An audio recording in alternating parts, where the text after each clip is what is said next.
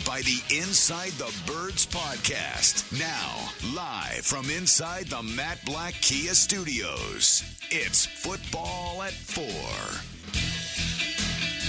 All right, Football at 4 is powered by the Inside the Birds podcast.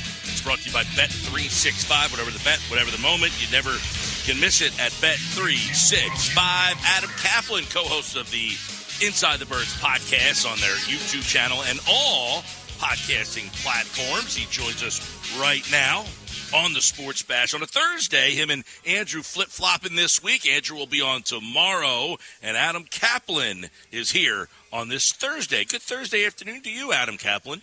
Michael, good to talk to you. No question. It's going to be a fun week. First divisional game for the Eagles. The Eagles split against the Commandos. What a tale of two different games. Eagles absolutely annihilated Carson Wentz, sacked him 9 times last year. I think it was week 3.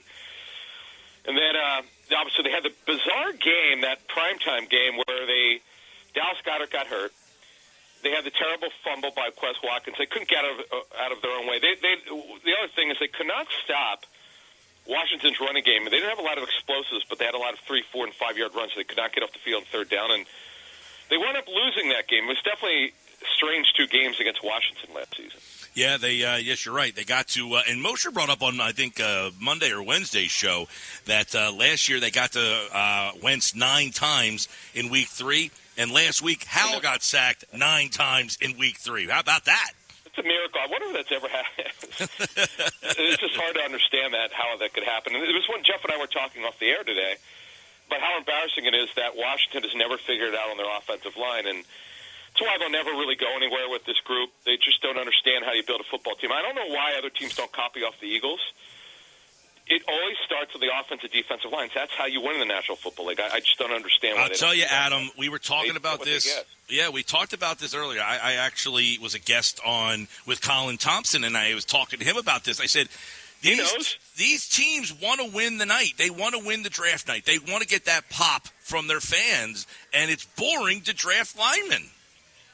Well, it's funny you say that because I remember when the Eagles drafted Lane Johnson, although they were going to draft Deion Jordan, had the Dolphins not traded up for him, and thankfully the Dolphins did. That was a mistake.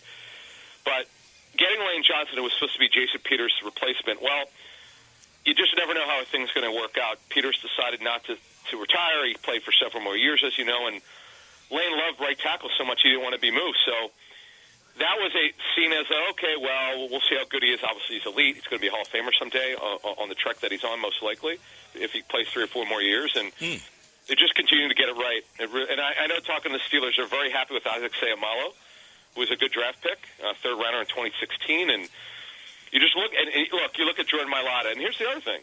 This group has been together, 3 of these guys, since 2020. I mean, that does matter. Yeah, by the way, how happy is Nashville or Tennessee with Dillard? Ooh, he's not played particularly well. Not so much. I was very surprised not that it was a huge deal. They can get out of it after year 1, but it is what it is, man. When you get it right on the offensive line, you're ready on your way. We know the Eagles got it right on the offensive line essentially everywhere. They've hit on Mailata. That was wild. They hit on Dickerson. They hit on Kelsey. It seems that they've hit on Juergens, and they've hit on Lane Johnson, which allows them to do a lot. We'll get into that in a second, but before we do, how's the health of this team? Because that has been a big storyline the last couple of weeks. A lot of guys missing, backup roles. How are we looking heading into week 4? So Quez Watkins started working today, so we'll see. We'll see if he's available. Not that it's a big deal that he comes back, but look, he is technically their 3rd receiver. Olamide Zaccheaus filled in, did a good job, scored, ran good routes. Was told block well for the run game when asked to do it. That's important, by the way, really important. Doesn't get talked about enough. Britton Covey, who's one of the best punt returners in the National Football League. Mike, what happened last year was I was told that the first half of the season and going into the second half, the reason why he struggled so much is their blocking was so poor up front. And you'd see him run. It looked like a crash dummy. He'd run into the lineman, or he'd get blown up. Well, look, he's really good. He's just really doing a good job, and he's a backup slot. So the ones that they would be concerned about are both. They have 4 safeties on the roster. They're 53, and 2 of the 4 of them are hurt. Sidney Brown for the hamstring, and Justin Evans with the neck. You're always concerned about neck injuries. If one of them can't play, Tristan McCollum could be called up, elevated. If both can't play, then they definitely would do that.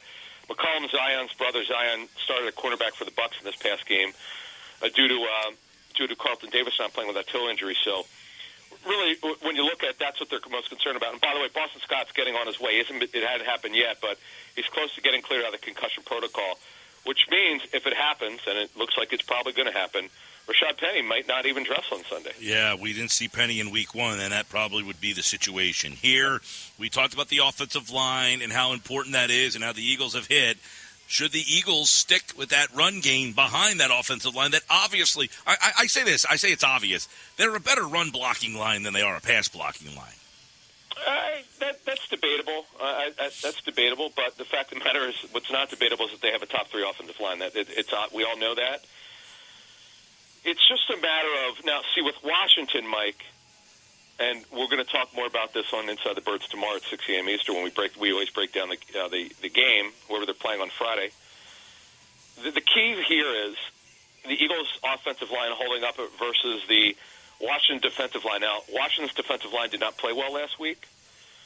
They did play well against Arizona, did play fairly well the week before, but against Denver.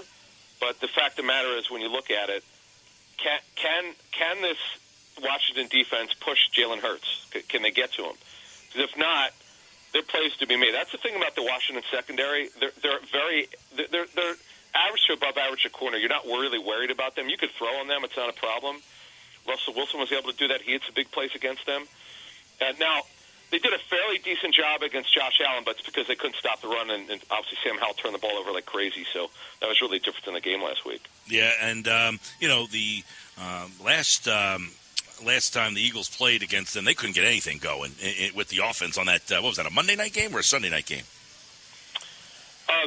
You talking about the last time the Eagles played Washington? Yeah, they couldn't get anything going offensively against the Washington defense. This is a pretty good defense. Yes, that was the Goddard game when he got hurt. Remember? Yep. That's when he got hurt. So, but things have changed here. And one thing before we move on to the defense, the Eagles have shown, and I know Tampa Bay was a little bit banged up, but they could run on anybody. I mean, literally, it doesn't really matter who it is. It just depends on can their guys get off the football, and there's no reason to think that they can't. And we know they want to be a passing team, Mike, to answer your question. That's really what they want to do, but they've shown this ability, and we saw this against Green Bay and other teams last year.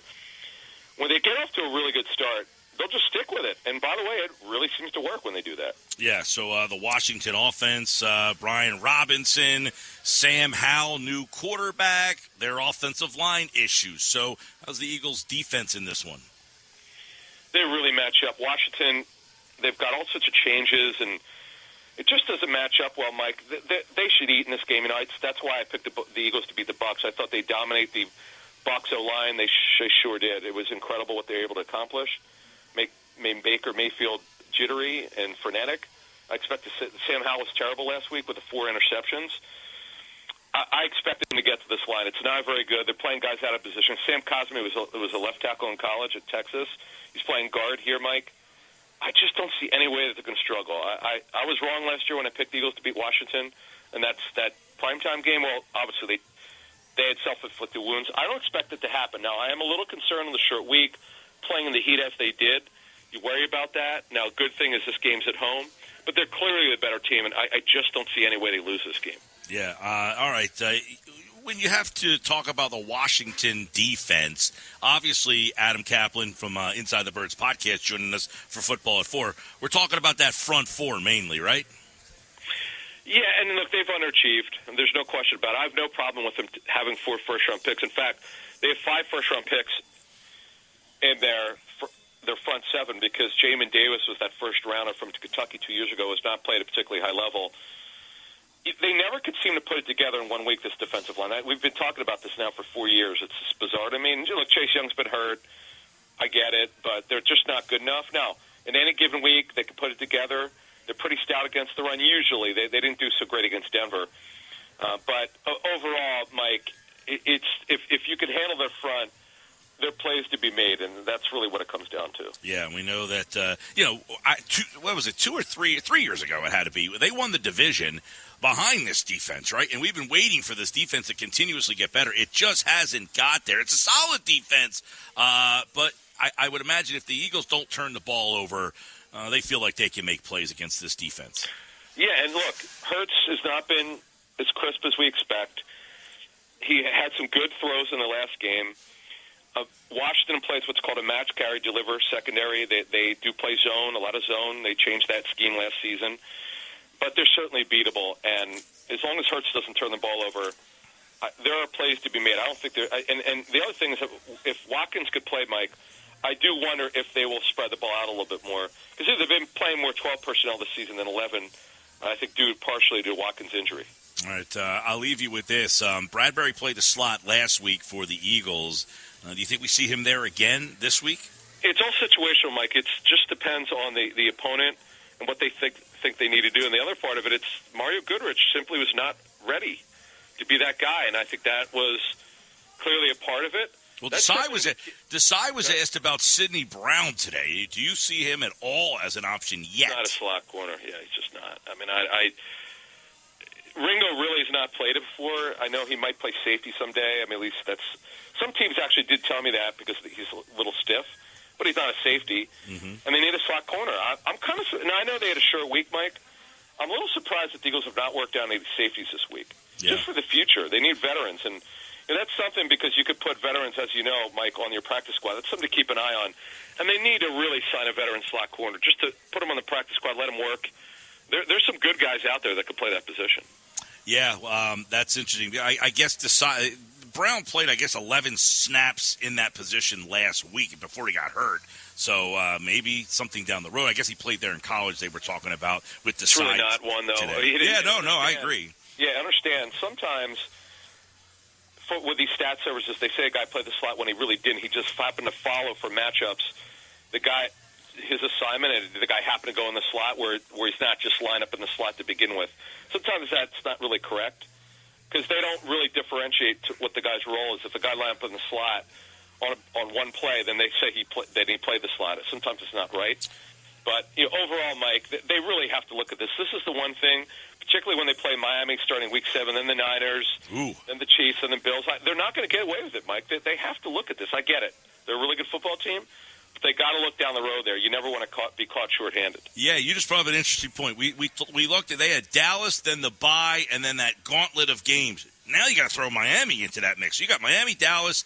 I don't know the order, but it's Buffalo, Kansas City, San Francisco. I mean, they just have a brutal stretch starting in week 7 or 8, right around there. Yeah, week 7 against Miami. That game is here, and you know what Tyreek Hill did 2 years ago. He absolutely destroyed the Eagles secondary. They couldn't stop him at all.